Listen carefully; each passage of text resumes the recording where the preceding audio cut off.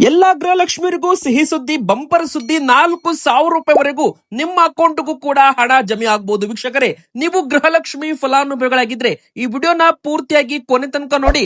ಒಂದಲ್ಲ ಎರಡು ಭರ್ಜರಿ ಸಿಹಿ ಸುದ್ದಿ ಬಂದಿರುವಂತದ್ದು. ಇನ್ನು ಎರಡನೇದಾಗಿ ಮಧ್ಯಾಹ್ನ 12ರಿಂದ 4 ಗಂಟೆವರೆಗೂ ಈ ಜಿಲ್ಲೆಯ ಜನರು ಮನೆಯಿಂದ ಹೊರಗಡೆ ಬರದಿದ್ದರೆ ತುಂಬಾನೇ ಒಳ್ಳೇದು ಅಂತ ಹವಾಮಾನ ಇಲಾಖೆ ಹೇಳಿದೆ ವೀಕ್ಷಕರೇ. ಹಾಗಾದ್ರೆ 4 ಜಿಲ್ಲೆಗಳಲ್ಲಿ ಅಂತದ್ದೇನಾಗಲಿದೆ, ಮುಂದಿನ 1 ವಾರದವರೆಗೂ ಜನರು ತುಂಬಾ ಎಚ್ಚರ ವಹಿಸಬೇಕು ಅಂತ ಹೇಳಲಾಗ್ತಾ ಇದೆ ವೀಕ್ಷಕರೇ. ಇನ್ನು ಮತ್ತೊಂದು ಕಡೆಗೆ ಆಧಾರ್ ಕಾರ್ಡ್ ಇದ್ದವರಿಗೆ ಹೊಸ ನಿಯಮ, ಮತ್ತೆ ಮನೆಯಲ್ಲಿ ಮಕ್ಕಳು ಇದ್ರೆ ಅಂತವರ ಆಧಾರ್ ಕಾರ್ಡ್ ಬಯೋಮೆಟ್ರಿಕ್ ಅಪ್ಡೇಟ್ ಸೇರಿದಂತೆ ಆಧಾರ್ ಕಾರ್ಡ್ ಇದ್ದವರಿಗೆ 2 ಹೊಸ ನಿಯಮಗಳು ಶುರುವಾಗ್ತಾ ಇದ್ದಾವೆ. ಹೀಗಾಗಿ ನೀವು ಕೂಡ ಆಧಾರ್ ಕಾರ್ಡ್ ಹೊಂದಿದ್ರೆ ವಿಡಿಯೋನ ಪೂರ್ತಿಯಾಗಿ ನೋಡಿ. ಇನ್ನು SSLC ವಿದ್ಯಾರ್ಥಿಗಳಿಗೆ ಮತ್ತೆ ದೊಡ್ಡ ಕನ್ಫ್ಯೂಷನ್ ಶುರುವಾಗಿದೆ. ಎದಕ್ಕಂದ್ರೆ ಹೈಕೋರ್ಟ್ ಅಲ್ಲಿ ಈಗ ಮತ್ತೊಂದು ಹೇಳಿಕೆ ಬಂದಿದೆ. ರಾಜ್ಯ ಸರ್ಕಾರಕ್ಕೆ ಭಾರಿ ಒಂದು ಹಿನ್ನಡೆ ಆಗಿದೆ ಅಂತ ಹೇಳ್ಬೋದು. SSLC ಪರೀಕ್ಷೆ ಹಿಂದಿಗೆ ಗ್ರೇಡ್ ಬದಲು ಅಂಕವನ್ನೇ ಕೊಡಬೇಕು ಅಂತ ಹೈಕೋರ್ಟ್ ಸೂಚನೆ ಕೊಟ್ಟಿದೆ. ಇದು ಎಲ್ಲಾ SSLC ವಿದ್ಯಾರ್ಥಿಗಳಿಗೆ ಭಾರಿ ಒಂದು ಕನ್ಫ್ಯೂಷನ್ ಅಂತಾನೆ ಹೇಳ್ಬೋದು. ಮತ್ತೊಂದು ಕಡೆಗೆ ಆವಾಸ್ ಯೋಜನೆ ಆಗಿರಲಿ, ಮುಖ್ಯಮಂತ್ರಿಯವರ 1 ಲಕ್ಷ ಮನೆ ಯೋಜನೆ ಆಗಿರಲಿ, ವೀಕ್ಷಕರೇ ಮನೆಗಳ ಯೋಜನೆಗಳ ಬಗ್ಗೆ ಹೊಸ ಒಂದು ಅಪ್ಡೇಟ್ ಬಂದಿದೆ. ನೀವು ಕೂಡ ಉಚಿತ ಮನೆ ಯೋಜನೆ ಆಗಿರ್ಬೋದು ಅಥವಾ ಆವಾಸ್ ಯೋಜನೆ ಆಗಿರ್ಬೋದು, ಮನೆ ಯೋಜನೆ ಸಬ್ಸಿಡಿ ಬಗ್ಗೆ ಆಗಿರ್ಬೋದು, ಪ್ರತಿಯೊಂದನ್ನು ಕೂಡ ಡೀಟೇಲ್ ಆಗಿ ನಿಮಗೆ ನಮ್ಮ ಚಾನಲ್ ಅಲ್ಲಿ ಮಾಹಿತಿ ಸಿಗುತ್ತೆ. ವಿಡಿಯೋನ ಪೂರ್ತಿಯಾಗಿ ಕೊನೆ ತನಕ ನೋಡ್ತಾ ಇರಿ. ಮೊದಲಿಗೆ ವೀಕ್ಷಕರೇ, ನೀವು ಕೂಡ ಗೃಹಲಕ್ಷ್ಮಿ ಫಲಾನುಭವಿಗಳಾಗಿದ್ರೆ ಬೇಗನೆ ವಿಡಿಯೋಗೆ ಲೈಕ್ ಮಾಡಿ. ಅದಕ್ಕಂದ್ರೆ ನಿಮಗೆ 2 ಸೂಪರ್ ಸಿಹಿ ಸುದ್ದಿ ಬಂದಿದೆ. ಹಾಗೂ ಪ್ರತಿಯೊಬ್ರು ಕೂಡ ಕಮೆಂಟ್ ಬಾಕ್ಸ್ ಅಲ್ಲಿ ನಿಮಗೆ 29ನೇ ಕಂತು ಹಣ ಬಂದಿದೆಯಾ, ಎಸ್ ಆರ್ ನೋ ಅಂತ ನಮ್ಮ ಪ್ರಶ್ನೆಗೆ ದಯವಿಟ್ಟು ಉತ್ತರ ಕೊಡಿ. ಯಾಕಂದ್ರೆ ತುಂಬಾ ಜನ ಇಲ್ಲಿ 29ನೇ ಕಂತು ಬಂದಿದೆ ಅಂತ ಹೇಳ್ತಾ ಇದ್ದಾರೆ, ಕೆಲವೊಬ್ರು ಬಂದಿಲ್ಲ ಅಂತಾನು ಕೂಡ ಕಮೆಂಟ್ ಮಾಡ್ತಾ ಇದ್ದಾರೆ. ವೀಕ್ಷಕರೇ, ಇವತ್ತು ಒಟ್ಟು ಗೃಹಲಕ್ಷ್ಮಿಯರಿಗೆ 2 ಭರ್ಜರಿ ಸಿಹಿ ಸುದ್ದಿ ಬಂದಿದೆ. ಮೊದಲನೇ ಸಿಹಿ ಸುದ್ದಿ ಏನಪ್ಪಾ ಅಂದ್ರೆ 29ನೇ ಕಂತು ಹಣ ಜಮೆ ಬಗ್ಗೆ. ಎರಡನೇದ್ದು ಸಚಿವ ಲಕ್ಷ್ಮಿ ಹೆಬ್ಬಾಳ್ಕರ್ ಅವರು ಮತ್ತೊಂದು ಗುಡ್ ನ್ಯೂಸ್ ಕೊಟ್ಟಿದ್ದಾರೆ. ಇನ್ನು 200 ರೂಪಾಯಿ ಕಟ್ಟಿ ನೀವು 50,000, 1 ಲಕ್ಷ, 2 ಲಕ್ಷ, 3 ಲಕ್ಷ ರೂಪಾಯಿವರೆಗೂ ಹಣವನ್ನ ಪಡ್ಕೋಬಹುದು ಗೃಹಲಕ್ಷ್ಮಿ ಯೋಜನೆ ಮೂಲಕವೇ. ವೀಕ್ಷಕರೇ, ಮೊದಲಿಗೆ ಸಿಹಿ ಸುದ್ದಿ, 29ನೇ ಕಂತು ಹಣ ಈಗ ಜಮೆ ಆಗೋದಕ್ಕೆ ಶುರುವಾಗಿದೆ ವೀಕ್ಷಕರೇ. ಹೌದು, ಎಲ್ಲರ ಗೃಹಲಕ್ಷ್ಮಿ ಅಕೌಂಟ್ಗೂ ಕೂಡ 28 ಕಂತು ಮೊನ್ನೆ ತಾನೇ ಜಮೆ ಆಗಿದೆ. ಈಗ 29ನೇ ಕಂತು ಹಣ ಕೂಡ ಸರ್ಕಾರದಿಂದ ಬಿಡುಗಡೆ ಆಗ್ತಾ ಇದೆ. DBT ಮೂಲಕ ಗೃಹಲಕ್ಷ್ಮಿಯರ ಅಕೌಂಟ್ಗೆ ಹಣ ಜಮೆ ಆಗ್ತಾ ಇದೆ ಅಂತ ಹೇಳಲಾಗ್ತಾ ಇದೆ. ಎದಕ್ಕಂದ್ರೆ ನಮಗೆ ತುಂಬಾ ಗೃಹಲಕ್ಷ್ಮಿಯರು ಕೂಡ ಈಗಾಗಲೇ ಕಮೆಂಟ್ ಮಾಡಿದ್ದಾರೆ 29ನೇ ಕಂತು ಹಣ ರಿಸೀವ್ ಆಗ್ತಾ ಇದೆ ಅಂತ. ಅಂದ್ರೆ ನೀವು ಕೂಡ ಒಮ್ಮೆ ಬಾರಿ ನಿಮ್ಮ ಬ್ಯಾಂಕ್ ಅಕೌಂಟ್ ಅನ್ನ ಚೆಕ್ ಮಾಡಿಕೊಳ್ಳಿ. ಇನ್ನು 30ನೇ ಕಂತು ಹಣ ಬಿಡುಗಡೆ ಬಗ್ಗೆ ಯಾವುದು ಕೂಡ ಅಧಿಕೃತ ಅಪ್ಡೇಟ್ ಇಲ್ಲ ವೀಕ್ಷಕರೇ. ಸದ್ಯಕ್ಕೆ 28ನೇ ಕಂತು ಅಂದ್ರೆ ಒಂದು ಗೃಹಲಕ್ಷ್ಮಿ ಅಕೌಂಟ್ಗೆ 56,000 ರೂಪಾಯಿ ಹಣ ಹೋಗಿದೆ ಅಂತ ಸರ್ಕಾರದಿಂದ ಒಂದು ಅಪ್ಡೇಟ್ ಕೂಡ ಬಂದಿತ್ತು. ಮೊನ್ನೆ ತಾನೇ ಗ್ಯಾರಂಟಿ ಯೋಜನೆ ಪ್ರಾಧಿಕಾರ ಅನುಷ್ಠಾನ ಸಮಿತಿಯಿಂದ ಒಂದು ಹೊಸ ಅಪ್ಡೇಟ್ ಕೂಡ ಬಂದಿತ್ತು. ಗೃಹಲಕ್ಷ್ಮಿ ಯೋಜನೆಗೆ 56,000 ರೂಪಾಯಿ ಹಣ ಒಟ್ಟು ಅಕೌಂಟ್ಗೆ ಕೊಟ್ಟಿದ್ದೇವೆ ಅಂತ. ಅಂದ್ರೆ ಇಲ್ಲಿ ಡಿವೈಡ್ ಬೈ 2,000 ಮಾಡಿದ್ರೆ ಒಟ್ಟು 28 ಕಂತು ಅಂತ ಸರ್ಕಾರ ಬಿಡುಗಡೆ ಮಾಡಿದೆ ಅಂತ ಅಧಿಕೃತವಾಗಿ ಘೋಷಣೆ ಮಾಡಲಾಗಿದೆ. ಇನ್ನು 29ನೇ ಕಂತು ಹಣ ಕೂಡ ಬಿಡುಗಡೆಯಾಗಿ ಗೃಹಲಕ್ಷ್ಮಿಯರ ಅಕೌಂಟ್ಗೆ ಜಮೆ ಆಗ್ತಾ ಇದೆ. ಒಂದು ವೇಳೆ ನಿಮ್ಮ ಅಕೌಂಟ್ಗೆ ಹಣ ಬಂದಿದ್ರೆ ಓಕೆ, ಬಂದಿಲ್ಲ ಅಂದ್ರೆ ಯಾರು ಕೂಡ ಚಿಂತೆ ಮಾಡಲೇಬೇಡಿ. ಎದಕ್ಕಂದ್ರೆ ಇನ್ನು 2 ರಿಂದ 3 ದಿನದಲ್ಲಿ ನಿಮ್ಮ ಅಕೌಂಟ್ಗೆ ಮತ್ತೆ 2,000 ರೂಪಾಯಿ ಜಮೆ ಆಗುತ್ತೆ ಅಂತಾನೆ ಹೇಳ್ಬಹುದು. ಎದಕ್ಕಂದ್ರೆ 29ನೇ ಕಂತು ಹಣ ಈಗ ಜಮೆ ಆಗೋದಕ್ಕೆ ಶುರುವಾಗಿದೆ. ಇನ್ನು ಎರಡನೇ ಸಿಹಿ ಸುದ್ದಿ ಏನಪ್ಪಾ ಅಂದ್ರೆ ಎಲ್ಲಾ ಗೃಹಲಕ್ಷ್ಮಿಯರು ಕೂಡ ಇನ್ ಮುಂದೆ ಪ್ರತಿ ತಿಂಗಳು 200 ರೂಪಾಯಿ ಪಾವತಿ ಮಾಡಿ 3 ಲಕ್ಷ ರೂಪಾಯಿವರೆಗೂ ಸಾಲವನ್ನ ಪಡ್ಕೋಬಹುದು. ಗೃಹಲಕ್ಷ್ಮಿ ಸಹಕಾರ ಸಂಘದ ಮೂಲಕವೇ ನಿಮಗೆ ಇಲ್ಲಿ ಪ್ರತಿ ತಿಂಗಳು ಕೂಡ ನೀವು 200 ರೂಪಾಯಿ ಡೆಪಾಸಿಟ್ ಮಾಡಬೇಕು. ಗೃಹಲಕ್ಷ್ಮಿ ಸಂಘದ ಸದಸ್ಯರು ಗೃಹಲಕ್ಷ್ಮಿಯರು ಆಗ್ಬೇಕಾಗುತ್ತೆ. ಸದಸ್ಯರಾದ ಬಳಿಕ ಅಂದ್ರೆ ಸದಸ್ಯರು ಆಗ್ಬೇಕಂದ್ರೆ ಮೊದಲಿಗೆ ನೀವು 1,250 ರೂಪಾಯಿ ಹಣವನ್ನ ಪಾವತಿ ಮಾಡಬೇಕಾಗುತ್ತೆ. ಅದರಲ್ಲಿ 250 ರೂಪಾಯಿ ಮಾತ್ರ ಚಾರ್ಜಸ್ GST ಇನ್ಕ್ಲೂಷನ್ ಇರುತ್ತೆ. 1,000 ರೂಪಾಯಿ ನಿಮ್ಮ ಅಕೌಂಟ್ ಅಲ್ಲಿ ಡೆಪಾಸಿಟ್ ಮಾಡಲಾಗುತ್ತೆ. ನಿಮ್ಮ ಒಂದು ಗೃಹಲಕ್ಷ್ಮಿ ಸಂಘ ನಿಮ್ಮ ಹೆಸರಿನಲ್ಲಿ ಒಂದು ಅಕೌಂಟ್ ಓಪನ್ ಆಗುತ್ತೆ. ಇನ್ನು ಎರಡನೇದಾಗಿ ನೀವು ಆ ಒಂದು ನಿಮ್ಮ ಗೃಹಲಕ್ಷ್ಮಿ ಅಕೌಂಟ್ ಅಲ್ಲಿ ಪ್ರತಿ ತಿಂಗಳು 200 ರೂಪಾಯಿ ಹಾಗೆ 6 ತಿಂಗಳವರೆಗೂ ಸರಾಸರಿ ಬ್ಯಾಲೆನ್ಸ್ ಅನ್ನ ಆಡ್ ಮಾಡ್ತಾ ಹೋಗ್ಬೇಕು. ಅಂದ್ರೆ ನೀವು ಪ್ರತಿ ತಿಂಗಳು 200 ರೂಪಾಯಿ ಪಾವತಿ ಮಾಡಿ 6 ತಿಂಗಳ ನಂತರ 7ನೇ ತಿಂಗಳ ನೀವು 30,000 ರೂಪಾಯಿ ಹಿಡಿದು 3 ಲಕ್ಷ ರೂಪಾಯಿ ವರೆಗೋಸ್ಕರ ನೀವು ಅರ್ಜಿ ಹಾಕ್ಬೋದು ಸಾಲಕ್ಕೋಸ್ಕರ. ನಂತರ ನಿಮ್ಮ ಸಾಲ ಕೂಡ ಗ್ಯಾರಂಟಿ ಆಗಿ ಬರುತ್ತೆ. ಯಾಕಂದ್ರೆ ಯಾವುದೇ ಗ್ಯಾರಂಟಿ ಇಲ್ಲದೆ, ಯಾವುದೇ ಅಡಮಾನ ಇಲ್ಲದೆ ಕಡಿಮೆ ಬಡ್ಡಿ ದರದಲ್ಲಿ ಗೃಹಲಕ್ಷ್ಮಿಯರಿಗೆ ಸಾಲ ಸೌಲಭ್ಯ ಒದಗಿಸಿಕೊಡೋದಕ್ಕೆ ಈ ಒಂದು ಯೋಜನೆ ಮಾಡಲಾಗಿದೆ ವೀಕ್ಷಕರೇ. ಇನ್ನು 3ನೇ ಸಿಹಿ ಸುದ್ದಿ ಏನಪ್ಪಾ ಅಂದ್ರೆ ಇನ್ ಮುಂದೆ ಪ್ರತಿ ತಿಂಗಳು ಯಾವುದೇ ಅಡಚಣೆ ಇಲ್ಲದೆ ನಿಮ್ಮ ಅಕೌಂಟ್ಗೆ ಹಣ ಬರುತ್ತೆ ಅಂತ ಸಚಿವ ಲಕ್ಷ್ಮೀ ಹೆಬ್ಬಾಳ್ಕರ್ ಮೇಡಮ್ ಅವರು ಗುಡ್ ನ್ಯೂಸ್ ಅನ್ನ ಕೊಟ್ಟಿರುವಂತದ್ದು. ವೀಕ್ಷಕರೇ, ಇನ್ ಮುಂದೆ ಪ್ರತಿ ತಿಂಗಳು ನಿಮ್ಮ ಅಕೌಂಟ್ಗೆ 2,000 ರೂಪಾಯಿ ಬರ್ತಾನೆ ಇರುತ್ತೆ, ಏನು ಕೂಡ ತೊಂದರೆ ಆಗೋದಿಲ್ಲ ಅಂತಾನೆ ಹೇಳ್ಬಹುದು. ಇನ್ನು ಈ ಜಿಲ್ಲೆ ಜನರು ಹೊರಗಡೆ ಬರದಿದ್ರೆ, ಅಂದ್ರೆ ಮನೆಯಿಂದ ಹೊರಗಡೆ ಬರದಿದ್ರೆ ತುಂಬಾ ಒಳ್ಳೇದು. ಅದಕ್ಕಂದ್ರೆ ಇದು ನಾವ್ ಹೇಳ್ತಾ ಇಲ್ಲ, ಹವಾಮಾನ ಇಲಾಖೆ ಅಲರ್ಟ್ ಕೊಟ್ಟಿದೆ ವೀಕ್ಷಕರೇ. ಅಂದ್ರೆ ಒಟ್ಟು ನಮ್ಮ ಕರ್ನಾಟಕದಲ್ಲಿ ಕಲಬುರಗಿ ಜಿಲ್ಲೆ ಸೇರಿದಂತೆ 12 ಜಿಲ್ಲೆಗಳಿಗೆ ಹೀಟ್ ವೇವ್ ಅಂತ ಹೇಳಲಾಗಿದೆ. ಹೀಟ್ ವೇವ್ ಅಂದ್ರೆ ಏನು? ಉಷ್ಣಾಂಶ ಗಾಳಿ, ಬಿಸಿ ಗಾಳಿ ಅಂತಾನೆ ಹೇಳ್ಬೋದು. ಉಷ್ಣ ಹವೆ, ತುಂಬಾ ಎಚ್ಚರಿಕೆಯಿಂದ ಜನರು ಇರಬೇಕು.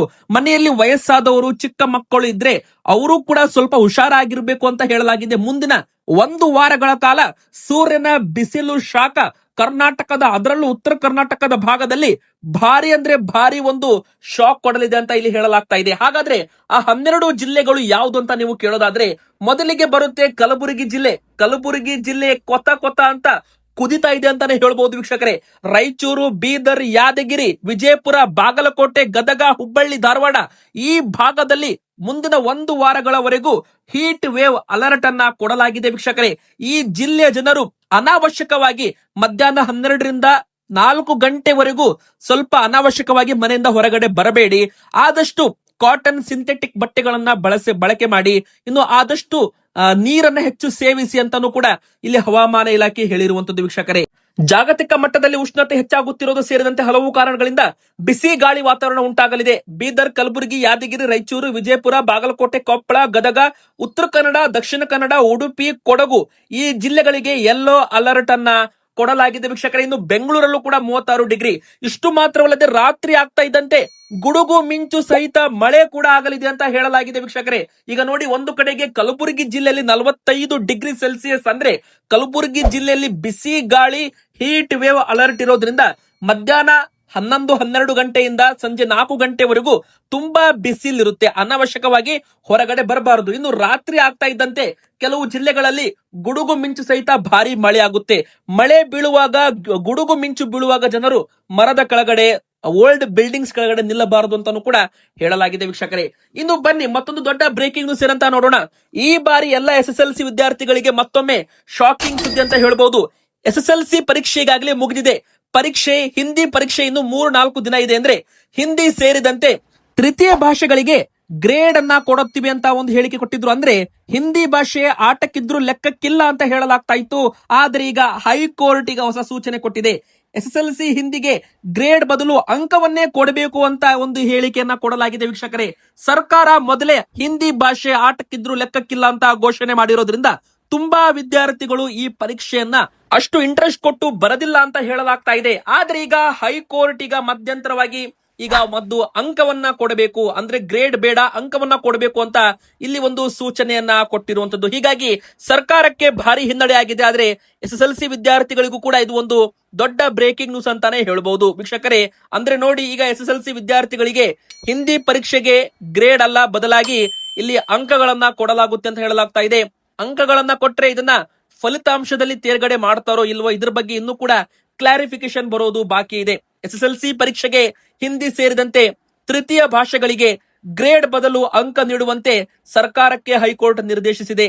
ಈ ಸಾಲಿನ SSLC ಪರೀಕ್ಷೆಯಲ್ಲಿ ಗ್ರೇಡಿಂಗ್ ವ್ಯವಸ್ಥೆಯನ್ನ ಪ್ರಶ್ನಿಸಿ 3 ವಿದ್ಯಾರ್ಥಿಗಳು ಸಲ್ಲಿಸಿದ್ದ ಅರ್ಜಿ ವಿಚಾರಣೆ ನಡೆಸಿದರೆ. ಹೀಗಾಗಿ ಹಿಂದಿ ಸೇರಿದಂತೆ ತೃತೀಯ ಭಾಷಾ ವಿಷಯಗಳಿಗೆ 100 ಅಂಕ ನೀಡಬೇಕು. ಅದರಲ್ಲಿ ಲಿಖಿತ ಪರೀಕ್ಷೆ ಮೌಲ್ಯಮಾಪನದಲ್ಲಿ 80 ಅಂಕ, ಶಾಲಾ ಆಂತರಿಕ ಪರೀಕ್ಷೆಯಲ್ಲಿ 20 ಅಂಕ ನೀಡಬೇಕು ಅಂತ ಸುತ್ತೋಲೆಯಲ್ಲಿ ಹೇಳಲಾಗಿದೆ. ಆದ್ರೆ ಕೊನೆ ಹಂತದಲ್ಲಿ SSLC ಪರೀಕ್ಷೆ ನಡೆಯುತ್ತಿರುವ ಸಮಯದಲ್ಲಿ ಸರ್ಕಾರ ಅಂಕಗಳ ಬದಲಿಗೆ ಗ್ರೇಡ್ ನೀಡೋ ತೀರ್ಮಾನ ಕೈಗೊಂಡಿದೆ ಎಂದು ಪೀಠಕ್ಕೆ ಅರ್ಜಿದಾರರು ವಿವರಿಸಿದ್ದಾರೆ.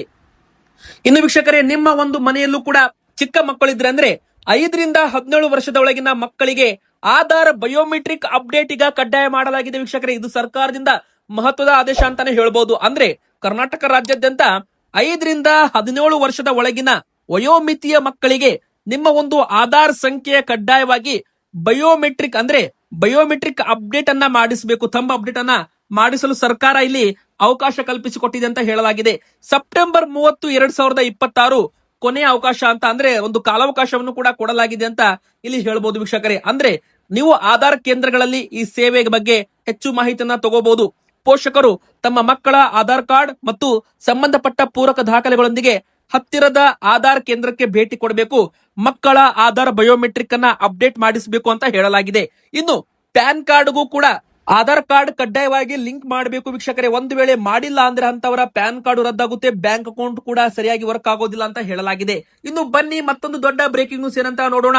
ರಾಜೀವ್ ಗಾಂಧಿ ಯೋಜನೆ ಆಗಿರ್ಬೋದು, ಆವಾಸ್ ಯೋಜನೆ ಆಗಿರ್ಬೋದು ವೀಕ್ಷಕರೇ, ಮನೆ ಕಳೆದುಕೊಳ್ಳುವ ಭೀತಿಲಿದ್ದಾರೆ 13,000 ಕುಟುಂಬಗಳು ಅಂತ ಹೇಳಲಾಗ್ತಾ ಇದೆ. ನೋಡಿ, ವಿವಿಧ ಯೋಜನೆಗಳ ಅಡಿಯಲ್ಲಿ ಮನೆಗಳನ್ನ ಪಡೆದಿರೋ ಫಲಾನುಭವಿಗಳು ರಾಜೀವ್ ಗಾಂಧಿ ನಿಗಮಕ್ಕೆ ಬಾಕಿ ಹಣವನ್ನ ಪಾವತಿ ಮಾಡಿಲ್ಲ. ಈ ಕಾರಣ ಬೆಂಗಳೂರಲ್ಲಿ ಸಾವಿರಾರು ಬಡ ಕುಟುಂಬಗಳು ಮನೆ ಕಳೆದುಕೊಳ್ಳೋ ಭೀತಿ ಎದುರಾಗಿದೆ ಅಂತ ಇಲ್ಲಿ ಹೇಳಲಾಗಿದೆ. ಅಂದ್ರೆ ನೋಡಿ ವೀಕ್ಷಕರೇ, ತುಂಬಾ ಜನ ಒಂದು ಹಣವನ್ನ ಪಾವತಿ ಮಾಡಿರ್ಲಿಕ್ಕಿಲ್ಲ. ಅಂದ್ರೆ ಸರ್ಕಾರವು ಫಲಾನುಭವಿಗಳಿಗೆ ಬ್ಯಾಂಕ್ ಸಾಲಗಳನ್ನ ಸುಗಮಗೊಳಿಸಿದೆ ಮತ್ತು 3% ಬಡ್ಡಿಯನ್ನು ಕೂಡ ಸಬ್ಸಿಡಿ ಮಾಡಲು ಸಹ ಮುಂದಾಗಿದೆ. ಆದ್ರೂ ಕೂಡ ಜನರಿಂದ ಪ್ರತಿಕ್ರಿಯೆ ಬಂದಿಲ್ಲ. ಹೀಗಾಗಿ ಮನೆ ಹಂಚಿಕೆಯನ್ನ ರದ್ದು ಮಾಡುವ ನಿರ್ಧಾರವನ್ನ ತೆಗೆದುಕೊಳ್ಳಲಾಗಿದೆ ಅಂತ ಇಲ್ಲಿ ಹೇಳಲಾಗಿದೆ. ಪ್ರಧಾನಮಂತ್ರಿ ಆವಾಸ್ ಯೋಜನೆ ಮತ್ತು ಮುಖ್ಯಮಂತ್ರಿಗಳ ಬಹುಮಹಡಿ ಬೆಂಗಳೂರು ವಸತಿ ಯೋಜನೆ ಸುಮಾರು 23,000 ಫಲಾನುಭವಿಗಳಿಗೆ ಮನೆಗಳನ್ನ ಹಂಚಿಕೆ ಮಾಡಲಾಗಿದೆ. ಸುಮಾರು 13,000 ಫಲಾನುಭವಿಗಳು ಕೇವಲ 50,000 ರೂಪಾಯಿ ಆರಂಭಿಕ ಡೆಪಾಸಿಟ್ ಮಾತ್ರ ಕೊಟ್ಟಿದ್ದಾರೆ. ಸುಮಾರು 8 ಲಕ್ಷ ರೂಪಾಯಿ ಪ್ರಸ್ತುತ ಖಾಲಿ ಇರೋ ಮನೆಗಳನ್ನ 2018ರಿಂದ 2023 ಸೇರಿದಂತೆ ವಿವಿಧ ವರ್ಷಗಳಲ್ಲಿ ಹಂಚಿಕೆ ಮಾಡಲಾಗಿದೆ. ಇಲ್ಲಿ ನೋಡಿ, ಬಾಕಿ ಮೊತ್ತವನ್ನ ಪಾವತಿ ಮಾಡಬೇಕು ಅಂತ ಈಗಾಗಲೇ ಒಂದು ನೋಟಿಸ್ ಗಳನ್ನು ಕೂಡ ಕೊಡಲಾಗಿದೆ. ಆದ್ರೂ ಕೂಡ ಕೆಲವರು ನೋಟಿಸ್ ಬಂದ್ರೂ ಕೂಡ ಹಣವನ್ನ ಬಾಕಿ ಮೊತ್ತವನ್ನ ಪಾವತಿ ಮಾಡಿಲ್ಲ. ಯಾರು ಬಾಕಿ ಮೊತ್ತವನ್ನ ಪಾವತಿ ಮಾಡಲ್ಲ ನೋಡಿ, ಅವರ ಮನೆ ಹಂಚಿಕೆಗಳನ್ನ ರದ್ದು ಮಾಡಲಾಗುತ್ತೆ ಮತ್ತು ಹೊಸ ಫಲಾನುಭವಿಗಳನ್ನ ಆಯ್ಕೆ ಮಾಡೋದ್ರಿಂದ ಮನೆಗಳ ಉತ್ತಮ ಬಳಕೆಯನ್ನ ಖಚಿತ ಮಾಡಿಕೊಳ್ಳಲು ಸಹಾಯವಾಗುತ್ತೆ ಅಂತ ಹೇಳಲಾಗಿದೆ. ನೂರಾರು ಜನರು ಮನೆ ಹಂಚಿಕೆಗಾಗಿ ಕಾಯ್ತಾ ಇದ್ದಾರೆ. ಆಯ್ಕೆಯಾದ ಫಲಾನುಭವಿಗಳು ಹಣ ಪಾವತಿ ಮಾಡದಿದ್ದರೆ ಅವರ ಹಂಚಿಕೆಯನ್ನ ರದ್ದುಗೊಳಿಸಿ ಮನೆಗಳನ್ನ ಖಾಲಿ ಇಡುವ ಬದಲು ಕಾಯುತ್ತಿರುವಿಗೆ ನೀಡುತ್ತೀವಿ ಅಂತ ಹೇಳಿದ್ದಾರೆ.